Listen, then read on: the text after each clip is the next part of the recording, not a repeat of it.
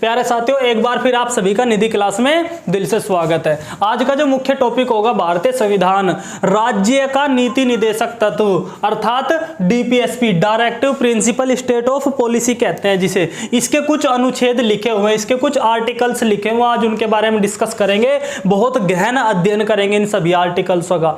जो अनुच्छेद होते हैं अर्थात भाग 4 की बात करें, भाग 3 तक आप कंप्लीट कर चुके मेरे भाई, सारे मौलिक अधिकार आपने पढ़ चुके। मैंने सारे मौलिक अधिकार पिछली वीडियो में बता दिया, आप उन्हें जाकर के देखना। अब इसकी बात करते हैं। भाग 4 में 36 से लेकर के 51 तक मौलिक अधिकारों की बात की जाती है, सॉरी आपके डीपीएसपी की बात की जाती है। ये होते क्या एक्चुअली में, आपके देखना, चीजों को समझने की कोशिश करना। जो आपके फंडामेंटल राइट्स होते हैं और फंडामेंटल ड्यूटी की, वो तो कर्तव्यों की बात है, चलो उन पे भी पहुंच जाते हैं, जो कर्तव्य होते हैं। और दूसरी बात, जो आपके नीति निदेशक तत्व होते हैं, डीपीएसपी होते हैं। देखो, ये जो डीपीएसपी अर्थात राज्य के नीति निदेशक तत्व होते हैं, ये क्या कहते हैं कि ये राज्य को लोक कल्याणकारी राज्य बनाने का काम करते हैं। लोक कल्याणकारी अर्थात लोगों के लिए कल्याण करे जो राज्य है, उस राज्य को बनाने का काम किसका है? नीति निदेशक तत्वों का है।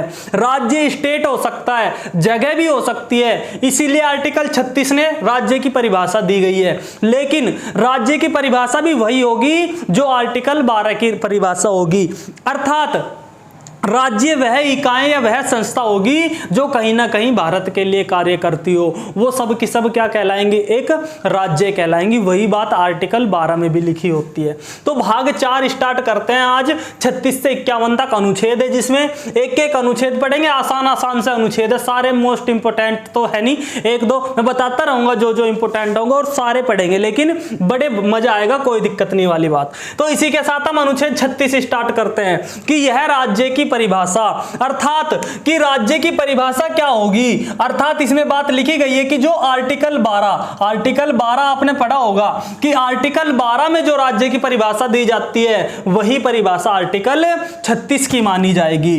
तो आर्टिकल 12 में क्या परिभाषा थी, मैंने सारी चीज बताई आपको, सारी चीज लिखवाई कि जितनी भी वह निकाय या संस्था होंगी जो भारत के लिए या भारत के कल्याणकारी राज्य बनाने के लिए कहीं ना कहीं कार्य करती होंगी, वो सारी की सारी निकाय क्या कहलाएंगी?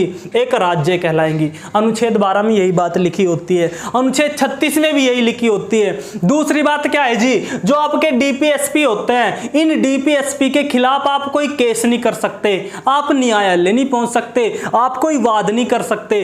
अर्थात जैसे एक डीपीएसपी आप कह सकते हो कि सड़कों को साफ करना, नगर पालिका की जो सड़कें होती है, हाईवे होते हैं, उनकी साफ सफाई करना भी एक क्या है? एक डीपीएसपी है। लेकिन क्या होता है कुछ ऐसा, आपने देखा होगा बहुत जगह रोडें बिल्कुल खराबे होती है, बिल्कुल सड़क जो होंगी वो बहुत ज्यादा खराब गंदी पाई जाती है। तो आप ये थोड़ी कहोगे कि ये जी अपने डीपीएसपी नहीं मान रहे, आप कोर्ट में जाके खड़े हो जाओ, सुप्रीम कोर्ट में जाकर के खड़े हो जाओ कि मेरे भाई सुप्रीम कोर्ट जी है ना, माननीय साहब, इन्होंने अपने डीपीएसपी का हनन किया है, इनको आप अपराधी घोषित करो, इनको आप सजा दो। ऐसा नहीं होगा, ठीक। तो देखो आर्टिकल 36 में क्या लिखा कि राज्य की परिभाषा होगी अनुच्छेद 12 के आधार पर। जो अनुच्छेद 12 में कही जाते हैं वही आर्टिकल 36 में इसकी परिभाषा कही जाती है। आर्टिकल 37 देखिए क्या है, न्यायालय द्वारा अपरिवर्तनीय है। वही तो बात बताई कि ये जो होंगे अर्थात जो डीपीएसपी होंगे, राज्य के नीति निदेशक तत्व जो होंगे, वो किसी भी न्यायालय द्वारा परिवर्तनीय नहीं है। परिवर्तन का मतलब है बदला नहीं जा सकता इन्हें, आप इनके खिलाफ कोर्ट में नहीं खड़े हो सकते। मैं कोर्ट में खड़ा हो गया जी, आप जितने भी आपके डीपीएसपी हैं, नीति निदेशक तत्व हैं, सबके ऊपर केस करिए, ये काम नहीं कर रहे, आप ऐसा नहीं कर सकते, कोर्ट नहीं जा सकते। इसीलिए लिखा कि 37 मई, तुरंत 37 मई लिख दिया कि न्यायालय द्वारा अपरिवर्तनीय है, अर्थात आप इनमें कोई भी परिवर्तन नहीं कर सकते, परिवर्तन आप इनमें नहीं कर सकते, आपको कोई अधिकार नहीं कि आप इन्हें बदल सको। समझ में आई ना, ये राज्य का काम है। मौलिक अधिकारों में कर सकते हो। यदि आपके मौलिक अधिकारों का हनन होता है तो आप तुरंत सुप्रीम कोर्ट जाके खड़े हो सकते हो, हाई कोर्ट जा सकते हो, संसद भी आपके लिए कानून बना सकती है।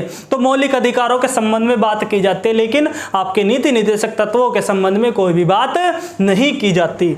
आर्टिकल 38 के दो पार्ट है, एक और सेकंड।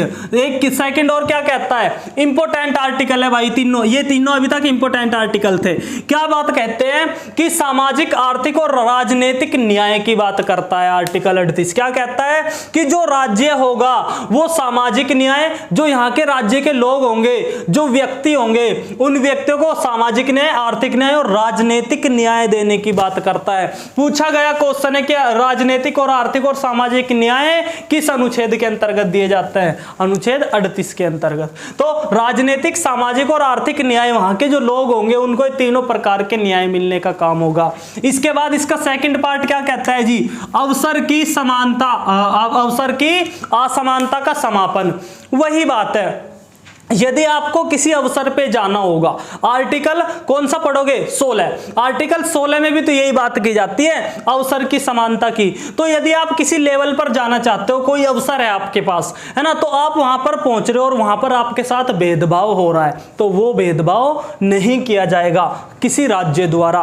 डीपीएसपी में भी लिख दिया जाता है कि अवसर की असमानता का समापन, जो आपके साथ असमानता होती है उसको समाप्त किया जाएगा, राज्य समाप्त करेगा आर्टिकल 38 के माध्यम से। जैसे आप अभी वर्तमान में कांस्टेबल के पद पर हो और आप एसआई पद के लायक हो, एक अवसर है आपके पास कि आप एसआई पद के लायक हो, लेकिन फिर भी आपके साथ भेदभाव किया जाता है, आपके रंग भेद को, जाति को या किसी मूल स्थान को, इन सभी चीजों को लेकर के आपके साथ भेदभाव किया जाता है और आपको उस पद तक नहीं पहुंचने दिया जाता, तो अवसर की समानता उसे ही कहते हैं। तो ऐसा भेदभाव नहीं होगा, उस असमानता को क्या किया जाएगा, बिल्कुल समाप्त किया जाएगा राज्य द्वारा। यह बात कही जाती है आर्टिकल 38 में।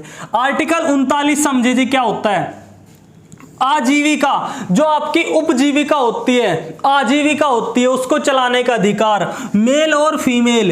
इसका मतलब क्या है कि जो स्त्री और पुरुष, स्त्री और पुरुष, पुरुष और स्त्री, जो स्त्री और पुरुष होंगे उन दोनों को अपनी आजीविका चलाने का अधिकार दिया जाता है। संविधान के डीपीएसपी में जो राज्य होगा, अब राज्य के अंदर ऐसा तो है नहीं कि पुरुष ही पुरुष भरे पड़े, महिलाएं भरी पड़ी। अब बहुत महिलाएं ऐसी होती हैं जो काम भी करती हैं, है ना, अपना पोषण करने के लिए, अपनी जीविका चलाने के लिए, अपना जीवन चक्र चलाने के लिए काम भी करती हैं। बहुत सारे पुरुष भी ऐसे होते हैं जो काम करते हैं, ठीक। तो अपनी जीविका चलाने के लिए किस को, पुरुष को और महिला को अपनी जीविका चलाने के लिए बाकायदा आपको बाकायदा काम दिया जाता है किसी राज्य द्वारा, अपनी जीविका चलाने का अधिकार आर्टिकल 39 के माध्यम से।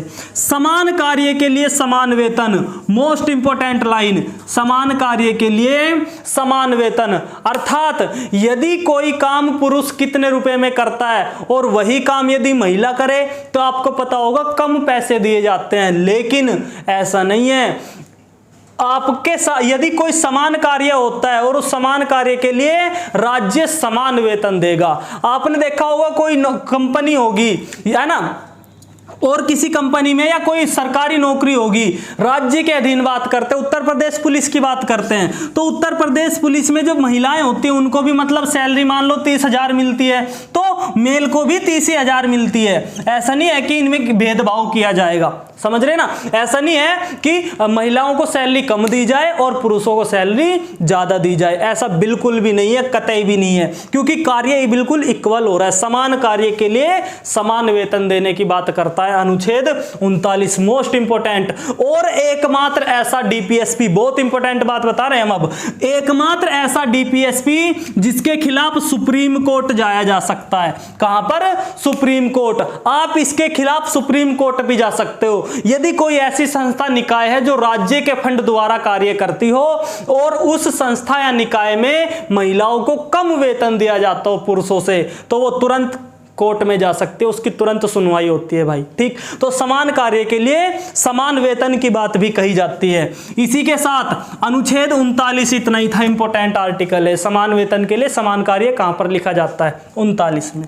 39 का अगला पार्ट देखिए, 39 का पार्ट जोड़ा जाता है। ये इसलिए जोड़ा जाता है क्योंकि जो कानूनी व्यवस्था थी, जो कानून था, जो प्रशासन था, दरअसल वो छोटे लोगों तक पहुंच ही नहीं पा रहा था। जो निम्न वर्ग का लोग था, क्योंकि पैसा लगता है। अब आपने किसी से बात करी, किसी व्यक्ति से बात करी, वकील से या किसी प्रशासनिक संबंधी व्यक्ति से बात करी, अब उसने आपसे मांग ले फटदेसी 5,000 रुपए कि 5,000 रुपए दो और तब जाके आपकी रिपोर्ट होगी, चढ़ेगी, या तब जाकर के कोई आगे कार्रवाई होगी। अब वो बंदा बेचारा कहां से अफोर्ड कर पाए, वो कहां से आपको 5,000 रुपए दे, वो तो खुद बहुत ज्यादा गरीब है। तो निम्न वर्ग के लोग थे, जो गरीब दबके के लोग थे, उन लोगों को निःशुल्क कानूनी सहायता देने की बात की गई। किसमें? अनुच्छेद 39 के का पार्ट में। जो राज्य होगा वो राज्य क्या काम करेगा कि निःशुल्क कानूनी सहायता देगा गरीबों को। और ये जो अमेंट, ये जो आपका 39 का पार्ट जोड़ा गया, ये आपका 42 अमेंडमेंट 1976 अर्थात 42वां संविधान संशोधन 1976 द्वारा ये बात संविधान में जोड़ी जाती है, संविधान में रखी जाती है। मोस्ट इंपोर्टेंट बात थी भाई ये वाली। अनुच्छेद 40 तो बहुत ही ज्यादा इंपोर्टेंट है। आप अनुच्छेद 40 तो घना ही ज्यादा इंपोर्टेंट है, क्योंकि अनुच्छेद 40 से कई बार क्वेश्चन निकल जाता है बड़ी आसानी से कि पंचायतों का गठन किस अनुच्छेद में होता है। तो पंचायतों का गठन किस में होता है जी? पंचायतों का गठन होता है आर्टिकल 40 में। ग्राम पंचायतों का गठन आर्टिकल 40 में। अब ग्राम पंचायतों का गठन कैसे कैसे होगा? आपने देखा होगा पंचायतें बनाई जाती है ग्राम में, ग्राम पंचायत, ब्लॉक पंचायत और जिला पंचायत, 3 पंचायत स्तर होते हैं। पंचायतों के स्तर कितने होते हैं? 3। और सबसे पहले पंचायत की बात करें तो कौन सी समिति बन के आती है? बलवंत राय मेहता समिति। जो आपकी बलवंत राय मेहता समिति होती है, वो सबसे पहले पंचायतों का गठन कैसे होगा, पंचायतों का गठन किस किस प्रकार होगा, यह प्रस्ताव ला करके संसद के सामने रखती है, संसद पटल पर रखती है। तो बाद में आकर के इसमें संशोधन होता है। बलवंत राय मेहता समिति से अशोक मेहता समिति पे पहुंचते हैं। अशोक मेहता समिति बताते हैं कि पंचायत ऐसे ऐसे बननी चाहिए। तो राज्य की एक डीपीएसपी है क्या? पंचायतों का गठन। जो पंचायतों का गठन होता है अनुच्छेद 40 के माध्यम से, क्या है भाई? एक प्रकार का डीपीएसपी। और इसी के साथ आज के जो अनुच्छेद होंगे वो इतने ही रखो बस, क्योंकि याद करने 36 राज्य की परिभाषा, 37 अब आप किसी न्यायालय में जाओगे इनके खिलाफ, 38 सामाजिक आर्थिक राजनीतिक न्याय मिलेगा, अवसर की समानता मिलेगी, 39 में मेल और फीमेल को आजीविका चलाने की स्वतंत्रता मिलती है तथा समान कार्य के लिए समान वेतन दिया जाएगा। 39 का पार्ट क्या कहता है कि जो निःशुल्क कानूनी सहायता दी जाएगी। अब आप तुरंत फोन कर दो 112 पे, हाँ जी मुझ पे हमला होने वाला, मुझ पे चारों तरफ से हमला होने वाला है ना, और मुझे धमकी दी जा रही, तो तुरंत पुलिस आती है, एकदम से लिखती है, कहती है दिखावे हमला कहां हो रहा, मुझे बता धमकी कहां हो रही। तो ये सारी चीजें निःशुल्क कानूनी सहायता देने का काम कहां पर मिलता है आपको? आर्टिकल 39 के का पार्ट में। 42वां संविधान संशोधन द्वारा यह बात जोड़ी जाती है। अनुच्छेद 40 क्या था? ग्राम पंचायतों का गठन।